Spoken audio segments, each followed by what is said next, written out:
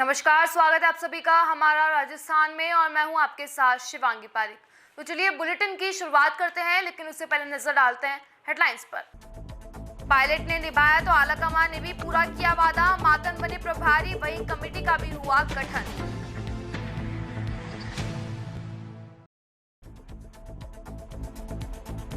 माफियाओं द्वारा किए जा रहे हमले व प्रशासन की मिलीभगत से डीडवाना रोड पर करोड़ों की जमीन पर अतिक्रमण।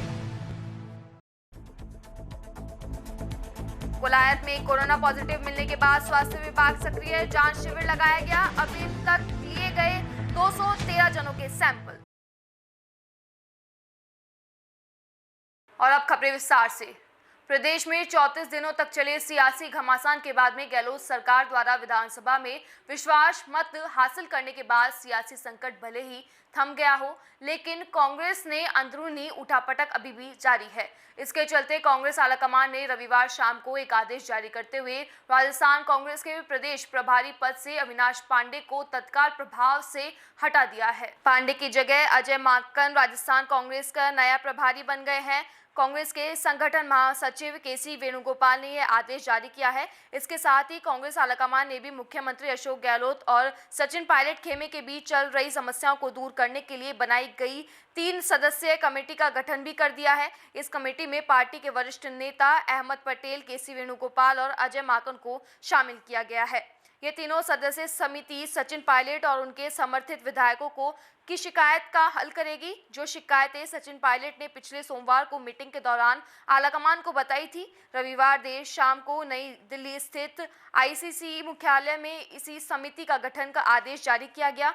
याद दिला दें कि प्रदेश में 1 महीने तक चले सियासी घमासान के बाद सचिन पायलट ने पिछले सोमवार को ही दिल्ली में कांग्रेस के आला नेताओं से मुलाकात कर अपनी सारी शिकायतें बताई थी।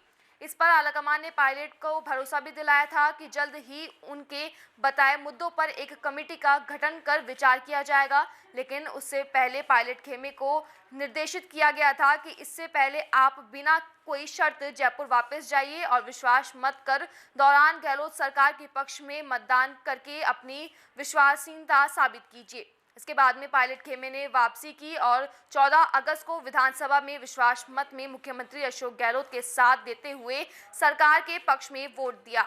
इस दौरान मुख्यमंत्री अशोक गहलोत ने भले ही ये कहा कि सचिन पायलट खेमे के 19 विधायक दिल्ली से नहीं लौटते तो भी सरकार बहुमत हासिल कर लेती, लेकिन यह भी सही है कि पायलट खेमे के विधानसभा में मौजूद रहने के कारण ही विधानसभा में विश्वास प्रस्ताव पर मत विभाजन की मांग नहीं हुई। यदि 14 अगस्त को विधानसभा में पायलट खेमा उपस्थित नहीं होता तो विश्वास मत विभाजन की मांग जरूर करता।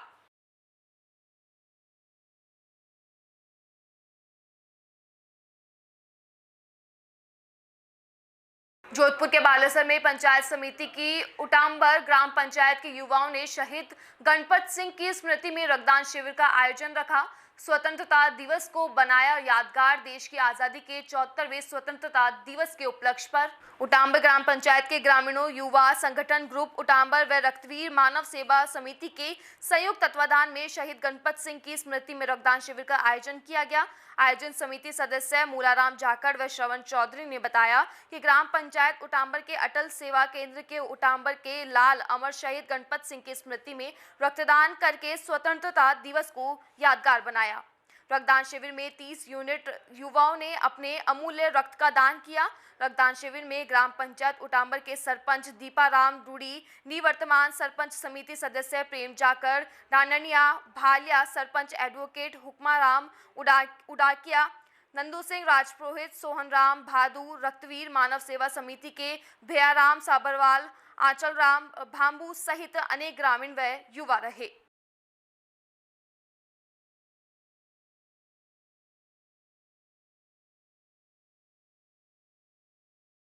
बाड़ा के छिपा बड़ौद में मोखमपुरा में भाजपा कार्यकर्ताओं द्वारा पूर्व प्रधानमंत्री अटल बिहारी वाजपेयी की द्वितीय पुण्यतिथि पर पुष्प अर्पित करके श्रद्धांजलि दी गई।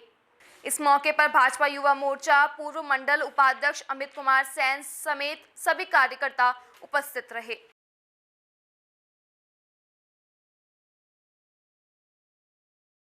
बाड़ा के छिपा बड़ौद में अखिल भारतीय विद्यार्थी परिषद नगर इकाई का अभ्यास वर्ग कस्बे के त्रिवेणी धाम सम्मेल पर संपन्न हुआ। नगर अभ्यास वर्ग में जिला संयोजक मनोज राठौर द्वारा नगर कार्यकारिणी की घोषणा की गई। कार्यकारिणी में कई कार्यकर्ताओं ने पद देकर जिम्मेदारी भी दी गई।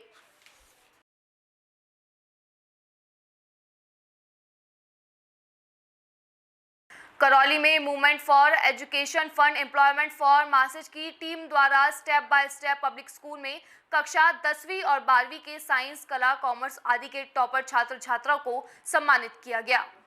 इस मौके पर संस्था प्रभारी बिलाल अहमद और नादिर अली मौजूद रहे। कार्यक्रम में 34 विद्यार्थियों को सम्मानित किया गया। मीम संगठन के आशु मंसूरी ने बताया कि मीम शिक्षा और रोजगार के क्षेत्र में कई सालों से काम कर रही है और इसी तरह आगे भविष्य में भी सामाजिक कार्य जारी रहेगा।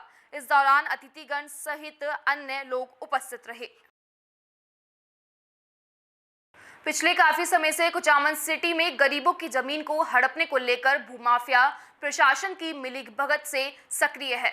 कुचामन शहर में डीडवाना रोड, स्टेशन रोड पर भूमाफियाओं ने प्रशासन की साठगांठ के चलते काफी फर्जीवाड़े कर गरीबों की जमीन पर कब्जा कर रखा है।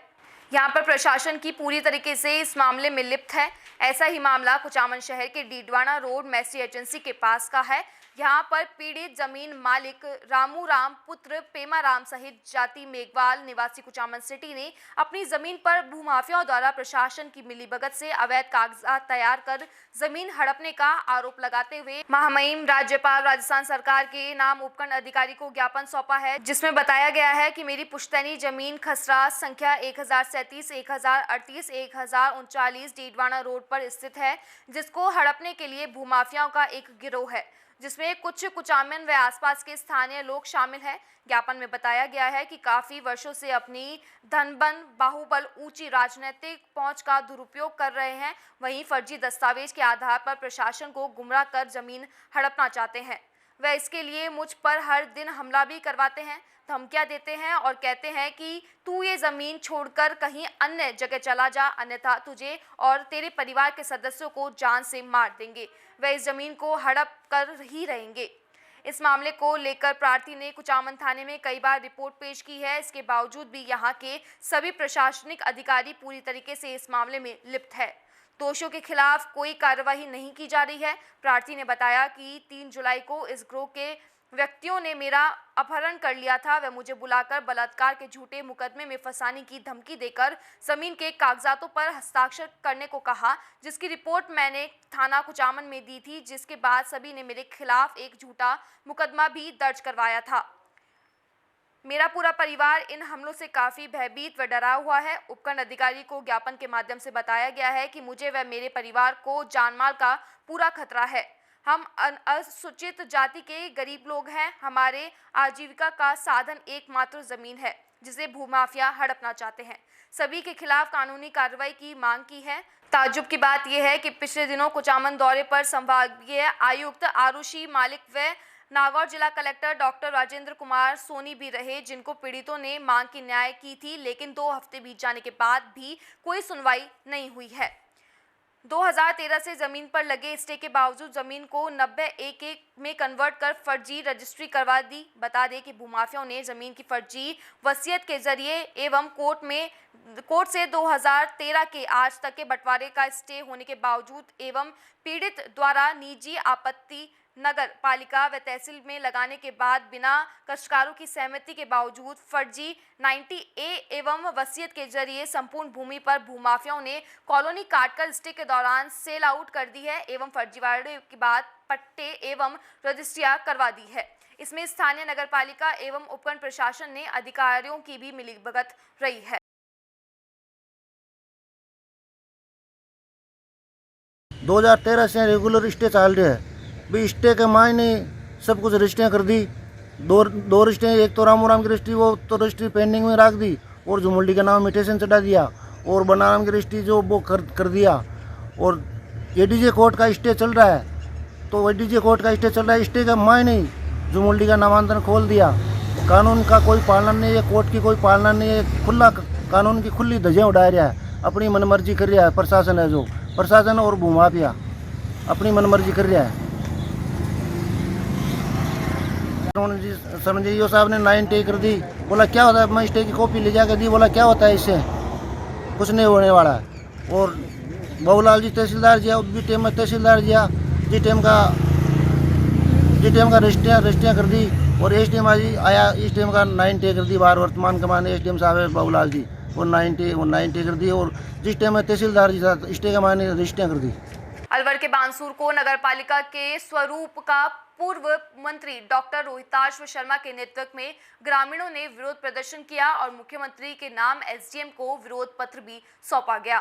बानसूर नगरपालिका बनने को लेकर आज बानसूर पंचायत क्षेत्र में आने वाले ग्रामीणों ने नारायणपुर रोड पर स्थित बिहारी दास मंदिर पर एकत्रित होकर विरोध किया। पूर्व मंत्री को बताया कि राजस्थान सरकार ने जल्दबाजी में बानसूर को नगरपालिका बना दिया गया, जिसमें कुछ गांवों को नगरपालिका क्षेत्र से वंचित रखा गया और जो गांव 5 किलोमीटर दूर है उन गांवों को जोड़ दिया गया।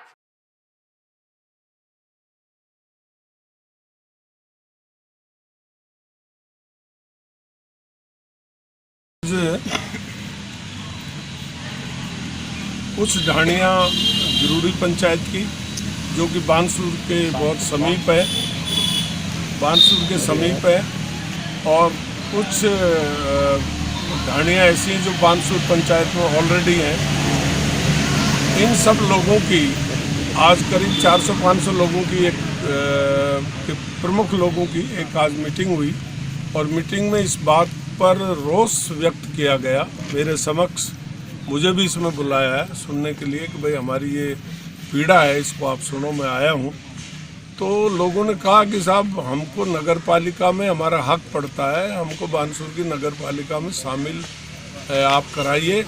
आप यहाँ पहले जनप्रतिनिधि रहे और लोगों की समस्याओं से हमेशा जुड़े रहे हो और लोगों के कामकाज आए हो, अब भी हम परेशानी में हमारी मदद कीजिए।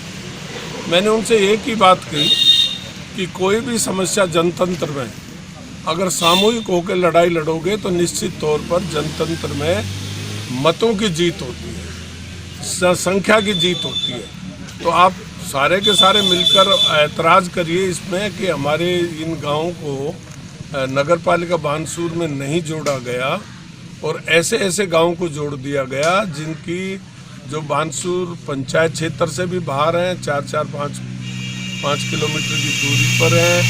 जैसे टोडिया का बास है, जैसे माजरा रावत है, ऐसे गांव को जोड़ दिया गया और हम जो बानसूर पंचायत के लोग हैं हमको नगरपालिका से बाहर निकाल दिया। तो उनका रोष वाजिब है और यहाँ पर दुर्भाग्य से यहाँ पर जो बोलो मत, यहाँ पर दुर्भाग्य से जो विधायिका है उस विधायिका ने कई बार ये कहा कि बानसूर मेरा परिवार है और मैं बानसूर के परिवार में जब तकलीफ होती है तो दर्द मुझे होता है। आज विधायिका का बड़े दुर्भाग्य से की बात है और मुझे कहना पड़ रहा है कि विधायक 5 स्टार होटल में विराजमान है, वहाँ पर ठाठ से रसगुल्ले खा रहे हैं, मलाई खाई जा रही है, आइसक्रीम खाई जा रही है और बानसूर की जनता पीपलों के पेड़ के नीचे तरस रही है कि हमको हमारा जो हक है वो दिया जाए। कोई सुनने वाला नहीं है।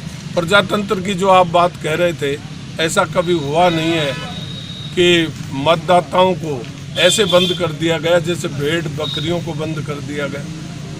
20 दिन तो पहले राज्यसभा के चुनाव के टाइम में और तकरीबन 1 महीना अब मुख्यमंत्री बनाने वाले उसमें बहुमत साबित करने वाले प्रोग्राम में इन सब लोगों को बाड़ेबंदी की। जनता जाए भाड़ में, इनको कोई चिंता नहीं। और सबसे बड़ी बात, राजस्थान में प्रजातंत्र नाम की चीज़ नहीं। यहाँ पर बाड़ेबंदी करके विधायकों को पैसे टके ऑफर किए और करोड़ों की तादाद में खरीद फरोख्त की मंडी लग गई वहाँ और उस मंडी में 20-20, 25-25 करोड़ रुपया उनको ऑफर आई और उसी हिसाब से डिगे। तो प्रजातंत्र तो नहीं रह गया। ये तो दुर्भाग्य है कि इसको हम प्रजातंत्र कहेंगे। ये तो हाथ खड़ा करने को प्रजातंत्र कहो तो दूसरी बात है, लेकिन जनतंत्र की जो परिभाषा जो महात्मा गांधी की कृपा से, जवाहरलाल नेहरू की कृपा से, अंबेडकर साहब की कृपा से और बड़े बड़े स्वतंत्रता सेनानियों की कृपा से जो हमको देश की आज़ादी मिली और हमको हमारे द्वारा चुनी हुई सरकार कोई काम करने का मौका मिला, आज वो सब बातें समाप्त हो गई है। बीकानेर के कोलायत में क्षेत्र में इन दिनों कोरोना अपने पैर फंसाने लगा है। कोलायत के दियात्रा, चांडासर, गजनेर, झूंझ, कोटड़ी और उगुड़ा कोलायत मुख्यालय पर भी अब कोरोना पॉजिटिव मिलने के बाद में स्वास्थ्य विभाग सतर्क मोड पर नजर आ रहा है। ऐसे में बीसीएमओ डॉक्टर अनिल वर्मा ने जानकारी देते हुए बताया कि कोलायत में कोरोना जांच शिविर का आयोजन किया गया, जिसमें अभी तक 213 लोगों की जांच हो चुकी है और भी जांच की जा रही है। जांच शिविर में सोशल डिस्टेंसिंग का विशेष रूप से ध्यान रखा जा रहा है।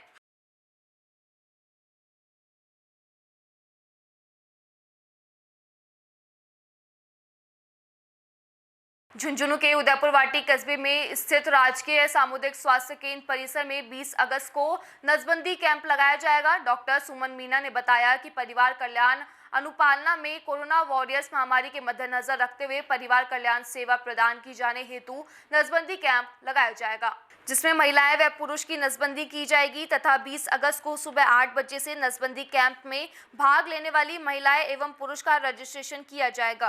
कैंप के दौरान सोशल डिस्टेंसिंग के साथ साथ मुंह पर मास्क लगाकर आना होगा। डॉक्टर सुमन मीना ने बताया कि कैंप में महिलाओं के साथ साथ पुरुष भी भाग ले सकेंगे।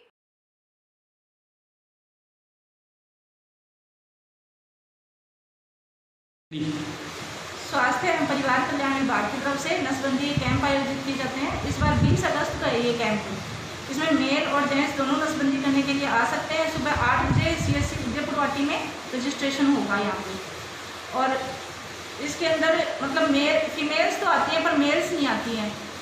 मेल्स नहीं आते तो मेरे लोगों से ये अपील है कि मेल्स भी ज़्यादा से ज़्यादा आए इसमें। और फीमेल्स की क्या घर पे काम रहते हैं या बच्चे छोटे हैं, सारी रिस्पॉन्सिबिलिटी है, तो मेल्स भी हेल्प कर सकते हैं नसबंदी करवा के। मेल्स को कोई इसमें कॉम्प्लिकेट केस भी नहीं है, लेडीज़ का ज़्यादा कॉम्प्लिकेट होता है, पर जेंट्स को लगता है कि उनकी हेल्थ रिलेटेड कॉम्प्लिकेशंस हो जाएंगे, उस वजह से वो आते नहीं है कि उनके स्वास्थ्य बिगड़ जाएगा। पर ऐसा कोई बात नहीं है, ऐसी कोई इशू नहीं होती है। उल्टा कि उनका समाज में सम्मान बढ़ेगा कि उन्होंने अपनी फीमेल्स की या अपने परिवार की हेल्प करी है नसबंदी करवा के। जिन घरों में फीमेल्स नहीं करवा सकती उसमें मेल्स भी करवा सकते हैं।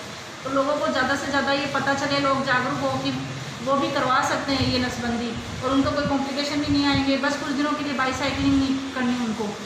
और फीमेल्स में क्या उनके घर पे जिम्मेदारियां रहती है, बच्चे छोटे होते हैं, उस चक्कर में नहीं करवाती तो बाद में पिल्स खाती हैं तो उनके वैसे हेल्थ रिलेटेड प्रॉब्लम्स हो जाती हैं। कम खून की कमी होने लग जाती है उनके, और पिल्स खाते रहते खून के थक्के जमना या ऑपरेशन कराना, सफाई कराना और कॉम्प्लिकेशंस आती हैं, उनसे भी बचा जा सकता है। अगर जिन घरों में फीमेल्स नहीं करवा सकती, उनकी कोई दिक्कत है, तो वो मेल्स उनकी हेल्प ही करेंगे और समाज में उनका सम्मान ही बढ़ेगा। लोग प्रशंसित है, लोग सोचते हैं कि हमारी ना रिस्पेक्ट कम हो जाएगी, और ऐसा कुछ भी नहीं है, उनकी रिस्पेक्ट बढ़ेगी अगर वो ऐसा करेंगे तो। इसके साथ ही मैं ये अपील करती हूँ कि परिवार नियंत्रण की पूरी जिम्मेदारी औरतों को ही दे रखी है, तो इसमें पुरुष भी ज़्यादा से ज़्यादा भागीदारी ले और उनकी मदद करें। और इसके अंदर सोशल डिस्टेंसिंग का भी पालना की जाएगी इसमें, और मास्क भी लगा के आना है आपको, और कोई दिक्कत भी नहीं होगी। जेंट्स की मतलब स्वास्थ्य रिलेटेड कोई कॉम्प्लिकेशंस नहीं आएंगी, तो वो ज़्यादा से ज़्यादा भाग लें इसमें। फिलहाल हमारा राजस्थान में बस इतना ही। आप देखते रहिए DPK न्यूज़। नमस्कार।